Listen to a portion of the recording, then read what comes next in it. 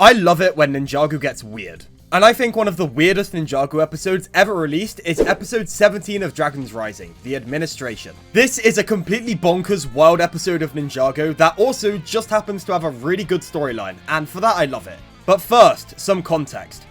In the season this episode takes place in, the ninja are searching the merged realms for the 3 dragon energy cores. Ancient artifacts powered by source dragon energy that can stabilize the condition of the new world they're living in. Also, after the merge, which caused all 16 realms surrounding Ninjago to smash into each other, creating a giant mega realm, all of the ninja went missing, being scattered across the new world. And a central plot point in the season this episode is from is about the ninja reuniting and grouping up again. And with that, the context is built, hooray! Okay, now onto the actual episode itself. This episode continues directly where the previous one left off, where after Lloyd and Arin got their hands on a dragon energy core, 2 mysterious agents in suits took it and sent it through a portal, which Lloyd and Arin followed them through, leading them to a monolithic, colossal 9-to-5 office hell, with impossibly large corridors and mass office cubicles as far as the eye can see. This is the Administration. Also, Lloyd getting mildly irritated at Arin swinging around his grappling hook here is a really fun little detail. With no clue where either of them are, Lloyd and Arin decide to investigate the place, and are immediately greeted by an impossibly long line of people waiting for something. Like this dude here who's been in this line for his entire adult life, and on top of that has no clue what he's lining up for because this line started generations ago. I took over from my dad, who took over from his dad before him. When my grandfather first got in this line, he knew this moment would someday come. There's something so hilariously dystopian about generations of family history being wasted, waiting in a line no one even knows the purpose of. Knowledge about the purpose of this line was lost like a generation ago. After this very brief conversation introducing us to the Administration, Lloyd and Arin are stopped by 2 agents, who are demanding to see their permission forms to be in the Administration. After this, we cut to Kai, Wildfire, and our dragon parent Heatwave, who was injured pretty badly in a previous episode. In the previous episode, Kai administered a healing agent on Heatwave, but in Wildfire's eyes, it isn't working fast enough and she's incredibly worried. So Kai tries to teach us some meditation techniques to help calm her down. This is such a wonderful moment. It's a great character building moment for Wildfire, teaching her patience and how to manage her emotions and impulses better. And it also is a great character building moment for Kai as well, demonstrating to viewers how far he's come since those first pilot episodes in 2011. In this scene, Kai mentions the events of Seabound, where his sister Nia became water and disappeared for a year. In this time, Kai was incredibly worried and mournful and sad that his sister had just vanished. But during this time, Master Wu helped Kai to calm himself and cope with the loss by teaching him these same techniques Wildfire's learning. One of my primary issues with the near disappearance arc is that the show never really delved into how losing his sister changed Kai. We know that he's sad until Nia comes back, but that's about it. The Administration fixed this problem for me by telling us that Kai did learn those meditation techniques in the time between Seabound and Crystallized, allowing him to manage his emotions better in this situation and in future, effectively retroactively inserting in the character development that was missing from this story.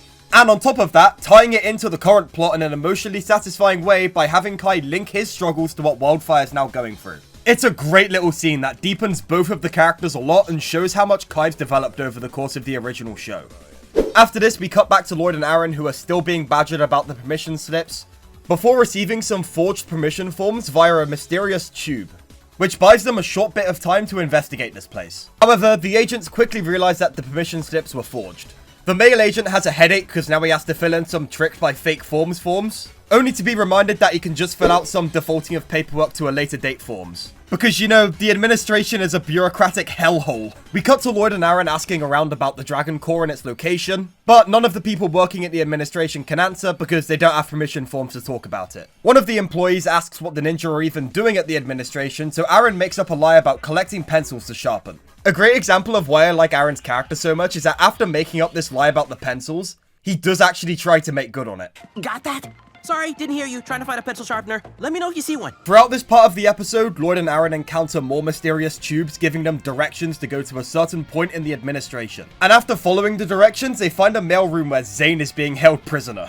Between episodes, Zane was kidnapped by the Administration for failing to open the portal beneath the monastery too many times, and since then has been stuck in a mailroom processing paperwork. Here, Zane reveals to us the nature of the Administration, which is in fact located within the realm of madness, which makes everything leading up to this reveal make a lot more sense. The Administration's importance in the world is purely imaginary.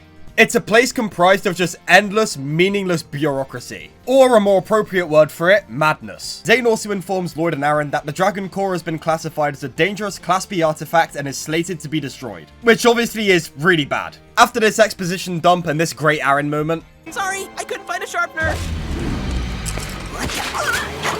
Zane activates some transportation tubes so the ninja can get to the Dragon Core before it's destroyed. However, the agents who are tailing them split the tube into 3 separate directions, meaning only Lloyd gets to the room where the Dragon Core is being destroyed, and Zane and Arin are sent to different places. Zane gets sent to a mysterious room we don't know about yet, and Arin is sent to the Department of Reassignment, a place where people displaced into nothing space during the merge are found and sent back to their realm of origin. Except the people running the department have no idea where these people are actually from, causing them to send them to realms based off of random guesses. For example, these people who, as established by this season, are obviously from the Cloud Kingdom, are sent to the remains of the Cursed Realm, Ninjago's equivalent to Hell, which when we last saw it, sank to the bottom of the Ninjago Ocean. Unless something big has happened to the remains of the Cursed Realm we don't know about yet, these two have almost certainly drowned. Which is messed up, but it's really funny. It's all fine. Probably. We keep records. After Arin asks if the department came across his missing parents, the agents running it start hassling Arin for his permission slip to be there, causing him to run away. This prompts the agent to call in his manager for help, who is none other than Agent Walker, the last missing member of the core ninja team, Jay. Now, what he's doing here and why he's working for the administration is completely left as a mystery, something that's almost definitely going to be explored further in the second season of Dragons Rising. And I really like that.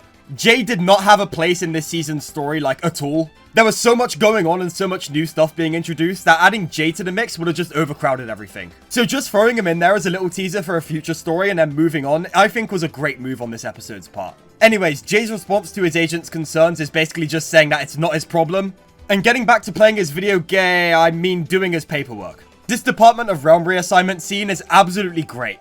After this, we cut back to Lloyd, who's hijacked a mech and saved the Dragon Core from being destroyed, but is now being surrounded by a bunch of agents aiming firearms at him. Right as things are looking bad, Zane bursts through the wall with a new car, presumably that he found in that room he went to.